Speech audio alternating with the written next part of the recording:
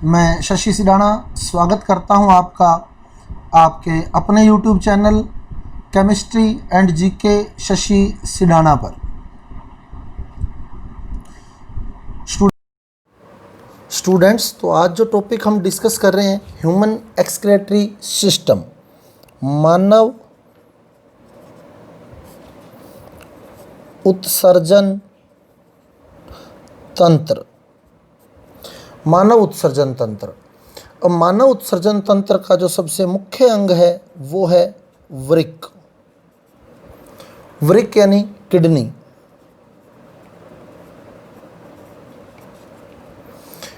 तो मानव उत्सर्जन तंत्र का सबसे मुख्य अंग पूछ लेता है तो किडनी, और इकाई पूछ लेता है अगर उत्सर्जन तंत्र की इकाई, तो उत्सर्जन तंत्र की जो इकाई है वो है वृक्काणु यानी नेफ्रॉन। नेफ्रॉन। प्रत्येक वृक्क के अंदर कई नेफ्रॉन होते हैं जहां मूत्र का निर्माण होता है। तो मूत्र का निर्माण जो है वो नेफ्रॉन के द्वारा किया जाता है। अब पूरी प्रोसेस को हम समझने वाले हैं कि कैसे मूत्र का निर्माण हमारे शरीर में होता है और उत्सर्जन का मार्ग क्या है। तो उत्सर्जन तंत्र के भाग में सबसे पहली बात करें हम तो ये रक्त आने का मार्ग दिखाया गया है।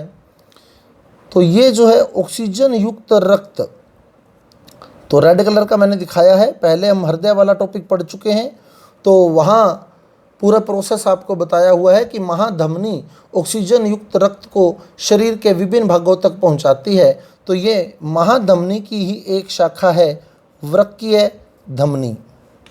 वृक्कीय धमनी जो कि महाधमनी की ही एक शाखा है। तो वृक्कीय धमनी जो है वो ऑक्सीजन युक्त रक्त को वृक्क तक लेकर आती है। तो ये ऑक्सीजन युक्त रक्त जो है ये वृक्क में आ रहा है। इसी प्रकार इधर से भी इसकी एक ब्रांच जो है यहाँ ब्रांचिंग हो जाती है, एक इस वृक्क के अंदर, एक इस वृक्क के अंदर। इस प्रकार ऑक्सीजन युक्त रक्त जो है वो वृक्क में आ जाता है।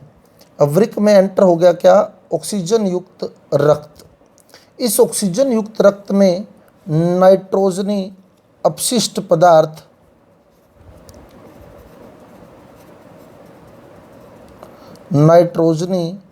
अपशिष्ट पदार्थ, कुछ उपयोगी पदार्थ जैसे ग्लूकोज वगैरह वो भी उपस्थित होते हैं। नाइट्रोजनी अपशिष्ट पदार्थ जैसे यूरिया हो गया, और उपयोगी पदार्थों में जैसे ग्लूकोज हो गया, जल हो गया, ये भी इसके साथ ही उपस्थित हैं। अब जब ये वृक्क में एंटर हुआ तो वृक्क में एंटर होने के बाद जो अंदर स्ट्रक्चर होती है, सबसे पहले बाह्य भाग कोर्टेक्स, उसके अंदर भाग मेडुला, और वहाँ बहुत सारे नेफ्रॉन।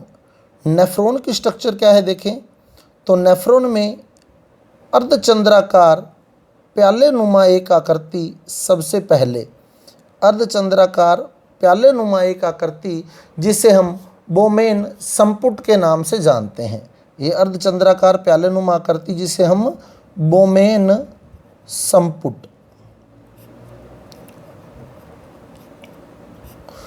संपुट के नाम से जानते हैं। मैं आपको 10th लेवल तक का क्लियर करूंगा क्योंकि मेरा टारगेट रीट एग्ज़ाम को लेकर है। 10th लेवल तक का सारा टॉपिक आपको मैं क्लियर कर दूंगा कि क्या प्रोसेस होती है। तो इस प्रकार वृक्कीय धमनी के द्वारा ऑक्सीजन युक्त रक्त जो है वो नेफ्रॉन में आ गया। अब बोमेन संपुट जो कि अर्धचंद्राकार प्यालेनुमा आकृति है, इसके आगे एक लंबी यू आकार की नली जिसे हम हेनले का लूप कहते हैं। तो ये लंबी यू आकार की नली होती है जिसे हेनले का लूप कहा जाता है। तो ये हेनले का लूप दिखाया गया है, लंबी यू आकार की नली। और हेनले का लूप जो होता है ये आगे जुड़ा होता है संग्रह वाहिनी से। ये आगे संग्रह वाहिनी या संग्रह नलिका, ये बहुत सारे हेनले के लूप यहाँ जुड़े होते हैं। बहुत सारे नेफ्रॉन बोल दें आप, चाहे हेनले के लूप कह दें, तो ये बहुत सारे भाग यहाँ जुड़े हुए हैं। ये नेफ्रॉन का अंतिम भाग दिखाया हुआ है। इस प्रकार से ये पूरे नेफ्रॉन होते हैं यहाँ भी, तो ये भी नेफ्रॉन होते हैं आगे भी इसके साथ। तो ये तो जस्ट हमने अंतिम भाग दिखाया है। तो इस तरह इधर से भी नेफ्रॉन जुड़ा होता है यहाँ। तो ये संग्रह वाहिनी या संग्रह नलिका, संग्रह वाहिनी या संग्रह नलिका, ये हो गया हेनले का लूप, हेनले का लूप। अब प्रोसेस क्या होती है, जो वृक्कीय धमनी है वो रक्त लेकर आई है, ये वृक्कीय धमनी है जो रक्त लेकर आ रही है नेफ्रॉन तक, अंदर एंटर हो गई है। अब नेफ्रॉन तक वो रक्त जो है वो पहुंच गया है, ऑक्सीजन युक्त रक्त। अब यहाँ आकर ये वृक्कीय धमनी जो है वो फोल्ड हो जाती है पूरी तरह से, इस तरह से गुच्छा बना लेती है, फोल्ड हो जाती है।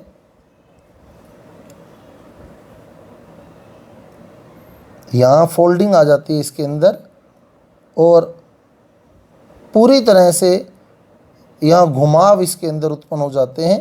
केशिका गुच्छ या ग्लोमेरुलस कहा जाता है इसको। तो ये वृक्कीय धमनी जो है वो यहाँ पूरी तरह फोल्ड हो जाती है। बहुत सारे यहाँ फोल्ड हुए होते हैं इस वृक्कीय धमनी के, जिसको हम यहाँ केशिका गुच्छ या ग्लोमेरुलस के नाम से जानते हैं। अब क्या होता है, देखो प्रोसेस, यहाँ से रक्त आता है, यहाँ फोल्ड हो गए इसके, तो रक्त यहाँ कई देर तक रुका रहता है, रक्त यहाँ कई देर तक रुका रहता है। और ये जो वृक्कीय धमनी है, अब थोड़ा सा इसको मैं क्लियर कर रहा हूँ आपको, चरमपत्र झिल्ली वर्ड सुना होगा आपने, तो यहाँ चरमपत्र झिल्ली होती है। चरमपत्र झिल्ली की विशेषता होती है कि इसमें से कोलाइडी कण जो है, जैसे ये चरमपत्र झिल्ली है, ये रक्त है और ये मूत्र है, ये रक्त है, ये मूत्र है। अब अगर मैं इस विलयन को इस चरमपत्र झिल्ली पर डालूंगा तो चरमपत्र झिल्ली जो है वो रक्त के कणों को अपने में से पार नहीं होने देती, जबकि मूत्र जो होता है वो आगे चला जाता है। क्लियर? इसी प्रोसेस को हम डायलिसिस या अपोहन बोलते हैं, यही डायलिसिस है। तो आपको पता होगा जिसकी किडनी खराब हो जाती है उसका डायलिसिस किया जाता है। क्यों? क्योंकि उसके अंदर यहाँ जो ये प्रोसेस है, ये प्रोसेस रुक जाती है। ये रक्त और ये जो रक्त के कण हैं और जो मूत्र के कण हैं वो अलग अलग नहीं हो पा रहे हैं। जिसकी किडनी खराब हो जाती है उसकी बॉडी में रक्त के कण और मूत्र के कण अलग अलग नहीं हो पाते, इसलिए फिर डायलिसिस के द्वारा, एक चरमपत्र झिल्ली के द्वारा रक्त और मूत्र के कणों को शरीर से बाहर अलग किया जाता है। उस प्रोसेस को हम डायलिसिस या अपोहन के नाम से जानते हैं। अब यहाँ केशिका गुच्छ या ग्लोमेरुलस बन गया, और ये जो झिल्ली है बोमेन संपुट वाली, ये चरमपत्र झिल्ली का काम करती है। जब ये चरमपत्र झिल्ली का काम करती है तो रक्त के कण तो इसमें से नहीं गुजर पाते, लेकिन जो मूत्र वगैरह है, जो जल वगैरह है, नाइट्रोजन अपशिष्ट हैं, ग्लूकोज हैं, वो छनकर इसमें आ जाते हैं। क्लियर? तो यहाँ परानिस्यंदन, छनना क्या होता है? परानिस्यंदन, अल्ट्रा फिल्ट्रेशन, यानी बारीक से बारीक कण भी यहाँ छन जाते हैं, अल्ट्रा फिल्ट्रेशन। तो इसमें क्या आ गया? जल आ गया, यूरिया यानी मूत्र अपशिष्ट पदार्थ आ गए, नाइट्रोजन अपशिष्ट पदार्थ, इसके अलावा कुछ उपयोगी पदार्थ जैसे ग्लूकोज वगैरह भी आ गए हैं। क्लियर? और जो रक्त था वो यहीं रह जाता है, क्योंकि हेनले के लूप में रक्त क्रॉस नहीं हो सकता आगे, क्योंकि रक्त के कण कोलाइडी कण होते हैं और कोलाइडी कण चरमपत्र झिल्ली से नहीं जा पाते, और रक्त जो होता है वो धमनी के द्वारा ही आगे पहुंच जाता है। अब जिस धमनी से रक्त आगे जाएगा उसकी विशेषता होगी, ये जो धमनी होती है जो रक्त लेकर आती है वृक्क में, वृक्कीय धमनी, ये उसकी एक शाखा है जिसे हम अभिवाही धमनी कहते हैं, अभिवाही धमनी। और आगे जो रक्त बाहर निकाल रही है वो है अपवाही धमनी, अपवाही धमनी जो रक्त को आगे निकाल रही है। अभिवाही धमनी तो रक्त लेकर आ रही है वृक्क में, अपवाही धमनी रक्त लेकर जा रही है। वृक्कीय धमनी के ही दो भाग हैं ये। अभिवाही धमनी जो होती है उसका जो व्यास होता है वो ज़्यादा होता है, अभिवाही धमनी का व्यास ज़्यादा होता है ताकि रक्त जो है वो तेज़ी से अंदर एंटर हो सके। अपवाही धमनी का व्यास जो होता है वो थोड़ा कम होता है ताकि रक्त निकलते समय आगे धीरे धीरे निकले। क्यों? क्योंकि यहाँ रक्त ज़्यादा देर तक रुक सके। अब यहाँ व्यास बड़ा है ताकि रक्त तेजी से अंदर आए, यहाँ व्यास छोटा है ताकि रक्त धीरे धीरे बाहर जाए। तो यानी रक्त ज़्यादा से ज़्यादा इस गुच्छ में रुके, केशिका गुच्छ में रुके, ग्लोमेरुलस में रुके, ताकि यहाँ फिल्टर बहुत बढ़िया तरीके से हो सके, फिल्ट्रेशन की प्रोसेस अच्छे तरीके से हो सके। क्लियर? अब अपवाही धमनी जो है वो आगे वृक्क के भागों में जैसे मेडुला कोर्टेक्स के संपर्क में रहती है, तो वहाँ ये ऑक्सीजन त्यागती है और कार्बन डाइऑक्साइड रक्त से जुड़ जाती है प्लाज्मा भाग से। और कार्बन डाइऑक्साइड को आपने पढ़ा है, कार्बन डाइऑक्साइड को शरीर के विभिन्न भागों से आगे पहुंचाने का काम महाशिरा जो है वो फेफड़ों तक हृदय तक पहुंचाती है। तो ये महाशिरा की एक शाखा आगे बन जाती है वृक्कीय शिरा। ये वृक्कीय शिराएं हैं, ये ब्लू दिखा दी मैंने क्यों? क्योंकि अब कार्बन डाइऑक्साइड यहाँ जुड़ चुकी है, तो ऑक्सीजन इसने यहाँ त्याग दिया। ऑक्सीजन युक्त रक्त रेड। जिसने हृदय वाला टॉपिक नहीं देखा है तो उसका लिंक जो है मैंने डिस्क्रिप्शन बॉक्स में दिया है, तो वो हृदय वाला टॉपिक देख ले, वहाँ से आपको क्लियर हो जाएगा। अब यहाँ ये क्या किया इसने? वृक्क में ऑक्सीजन त्याग दी और कार्बन डाइऑक्साइड से जुड़ गई, और कार्बन डाइऑक्साइड को ये लेकर आगे चल पड़ती हैं। ये वृक्कीय शिराएँ हैं, वृक्क की शिराएँ हैं। तो ये आगे हैनले के लूप से होती हुई, ये हैनले के लूप में नेफ्रॉन में पूरी तरह वृक्क के अंदर पूरी तरह इस तरह फैल जाती हैं, और आगे जाकर ये सारी आपस में इकट्ठी हो जाती हैं और एक वृक्कीय शिरा के रूप में बाहर निकलती हैं। ये वृक्कीय शिरा है जो कार्बन डाइऑक्साइड लेकर आ रही है। तो ये बाहर जो निकल रही है ये वाली, ये वृक्कीय शिरा है। ये ब्लू कलर की दिखाई होती है, आप डायग्राम देखना, आपको डायग्राम दिख जाएगा। तो ये ब्लू कलर की दिखाई होती है। क्लियर? तो ये बाहर निकल रहा है यहाँ से कार्बन डाइऑक्साइड। तो इस प्रकार कार्बन डाइऑक्साइड यहाँ से बाहर निकली है, तो ये ब्लू कलर की दिखाई हुई है अपने को। आगे बात समझ में? तो ऑक्सीजन अंदर गई, अंदर जाके ये सारी प्रोसेस हुई, तो ऑक्सीजन अंदर त्याग दी गई और कार्बन डाइऑक्साइड अंदर से ग्रहण करके वृक्कीय शिरा, ये जो बाहर निकली है ये वृक्कीय शिरा हो गई। तो वृक्कीय शिरा जो है वो कार्बन डाइऑक्साइड लेकर आती है।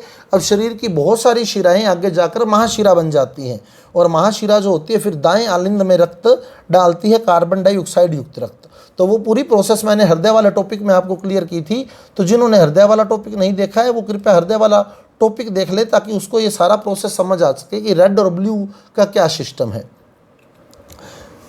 क्लियर? तो ये ब्लू कलर का दिखाया है। अगर और इसको थोड़ा डार्क करना चाहें तो ब्लू कलर में, लाइट ब्लू कलर में मैं थोड़ा डार्क कर देता हूँ, ताकि क्लियरली ब्लू दिख सके आपको कि ये कार्बन डाइऑक्साइड की यहाँ से सप्लाई हो रही है। ये वृक्कीय शिरा के भाग हैं ये सारे।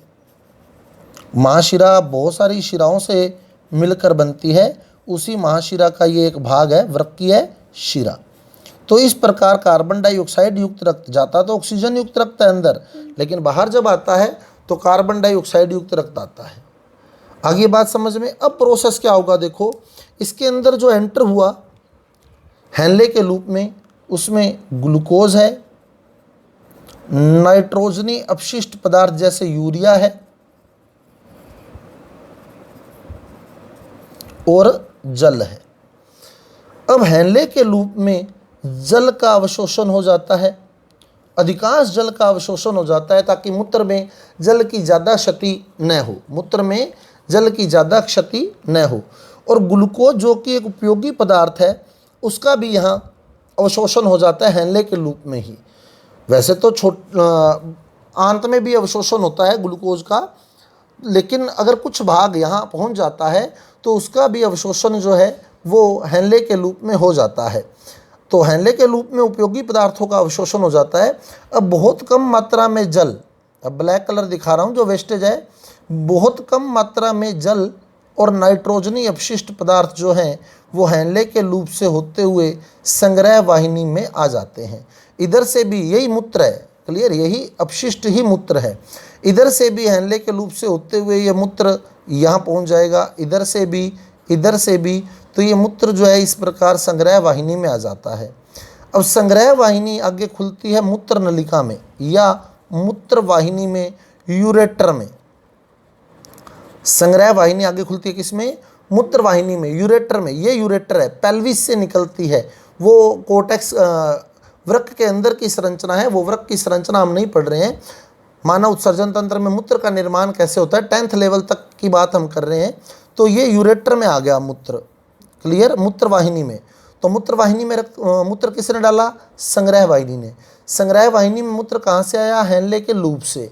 हैनले के लूप का मुख्य कार्य क्या है? उपयोगी पदार्थों का अवशोषण करना, ताकि उनकी मूत्र के द्वारा क्षति न हो जाए।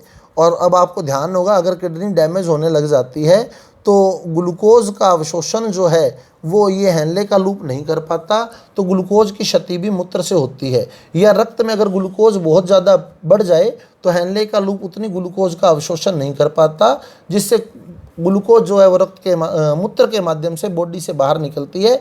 मधुमेह रोग के अंदर ऐसा होता है कि ग्लूकोज का लेवल बढ़ जाता है तो बहुत सारी ग्लूकोज यहाँ आ जाती है, तो उस केस में हैनले का लूप सारी ग्लूकोज का अवशोषण नहीं कर पाता और ग्लूकोज की बहुत सारी मात्रा जल के माध्यम से मूत्र के माध्यम से बाहर निकलती है डायबिटीज़ के अंदर, क्लियर। तो अब संग्रह वाहिनी खुली मूत्रवाहिनी में, मूत्रवाहिनी यानी यूरेटर, तो यूरेटर के माध्यम से यह मूत्रवाहिनी हो गई या मूत्र नलिका हो गई। तो मूत्रवाहिनी के माध्यम से मूत्र जो है दोनों तरफ से होता हुआ मूत्राशय में पहुंचता है। तो इस प्रकार ये मूत्र जो है मूत्राशय में आ जाता है। ये एक थैलेनुमा संरचना, यूरिनरी ब्लैडर, ब्लैडर या मूत्राशय। अब मूत्र नलिका या मूत्रवाहिनी के द्वारा मूत्राशय में मूत्र आ जाता है और मूत्राशय भरना शुरू हो जाता है। अब जब पूरा मूत्राशय भरता है, पूरा मूत्राशय ब्लैडर जब भर जाता है तो फिर यहाँ कर्मानुकुंचन गति प्रारंभ हो जाती है। कर्मानुकुंचन गति के माध्यम से ब्लैडर जो है कभी फैलता है कभी सिकुड़ता है, तो मूत्र जो है वो आगे, ये जिसको हम मूत्र मार्ग यूरेथ्रा बोलते हैं, मूत्र मार्ग यानी यूरेथ्रा, तो मूत्राशय से जो मूत्र होता है वो मूत्र मार्ग में यूरेथ्रा में आ जाता है और यूरेथ्रा के माध्यम से मूत्र जो होता है वो शरीर से बाहर उत्सर्जित कर दिया जाता है, शरीर से बाहर त्याग दिया जाता है। तो स्टूडेंट्स, ये था हमारा मानव उत्सर्जन तंत्र। तो ब्लड लेकर आने वाली ऑक्सीजन युक्त रक्त लेकर आती है वृक्कीय धमनी। वृक्कीय धमनी अंदर जाकर वो सारी प्रोसेस मैंने बता दी आपको। अभिवाही धमनी होती है, यहाँ के का गुच्छ ग्लोमेरुलस बन जाता है, ब्लड का फिल्ट्रेशन होता है, जिसे अनुपयोगी पदार्थ, ज़्यादातर अनुपयोगी पदार्थ जो होते हैं वो बोमेन संपुट के माध्यम से हैनले के लूप में आ जाते हैं और कुछ उपयोगी पदार्थ भी आ जाते हैं जो हैनले के लूप में अवशोषित कर लिए जाते हैं। अपवाही धमनी के द्वारा वो जो ऑक्सीजन युक्त रक्त आगे पहुंचता है, ये व्यास इसका ज़्यादा है और इसका व्यास जो है वो कंपैरेटिवली कम होता है, ताकि इधर से प्रेशर, ज़्यादा प्रेशर से अंदर आए, कम प्रेशर से बाहर जाए, ताकि यहाँ फिल्ट्रेशन अच्छा हो सके। अब जो धमनी होती है वो अंदर ऑक्सीजन त्यागती है और उसके बाद वो कार्बन डाइऑक्साइड से रक्त जुड़ता है, जो कि शिराओं के माध्यम से वृक्क से होता हुआ बाहर की ओर वृक्कीय शिरा, ये वृक्कीय शिरा दिखाई हुई है, ये वृक्कीय शिरा हो गई। ये सारी शिराएं जुड़कर वृक्कीय शिरा बना देती हैं और वृक्कीय शिरा जो है वो यहाँ से बाहर आ जाती है, क्लियर। तो ये वृक्कीय शिरा है, ये वृक्कीय शिरा हो गई, ये तो वृक्कीय धमनी हो गई और ये हो गई वृक्कीय शिरा। और वृक्कीय शिरा आगे जाकर जुड़ती है महाशिरा में। शरीर की सभी शिराएं आगे जाकर महाशिरा में जुड़ती हैं और महाशिरा दाएं आलिंद में ब्लड डालती है, कार्बन डाइऑक्साइड युक्त ब्लड। तो स्टूडेंट्स, फिर निवेदन करूंगा आपसे, जिन्होंने मेरा हृदय वाला टॉपिक नहीं देखा है, जो मैं पहले करवा चुका हूं, इसीलिए मैंने पहले हृदय वाला टॉपिक करवाया था, ताकि ये सारी प्रोसेस आपको समझ आ सके कि रेड और ब्लू क्यों दिखाई होती हैं ये। तो वो उसका लिंक मैंने डिस्क्रिप्शन बॉक्स में दिया, तो वहाँ से क्लियर कर लें। अब हैनले के लूप में उपयोगी पदार्थ का अवशोषण हो जाता है और अनुपयोगी पदार्थ, जिसमें हम अपशिष्ट लेते हैं, नाइट्रोजन युक्त अपशिष्ट, जिसे हम मूत्र के नाम से जानते हैं, वो हैनले के लूप से होता हुआ संग्रह वाहिनी में डाल दिया जाता है वो मूत्र। और संग्रह वाहिनी आगे मूत्र वाहिनी यानी यूरेटर में खुलती है। यूरेटर जो है वो बाहर आती है वृक्क से, ये यूरेटर है जो वृक्क से बाहर आई है। अब यह मूत्र आगे मूत्राशय में डाला जाता है और मूत्राशय में कर्मानुकुंचन गति के मार्ग से मूत्र जो होता है वो मूत्र मार्ग यानी यूरेथ्रा में आ जाता है और यूरेथ्रा से मूत्र जो होता है वो शरीर से बाहर उत्सर्जित कर दिया जाता है। स्टूडेंट्स, यदि आपको मेरा वीडियो अच्छा लगा है, समझ आया है, तो कृपया मेरे वीडियो को लाइक कीजिए, शेयर कीजिए, मेरे चैनल को सब्सक्राइब कीजिए। कल मिलते हैं अगले टॉपिक के साथ।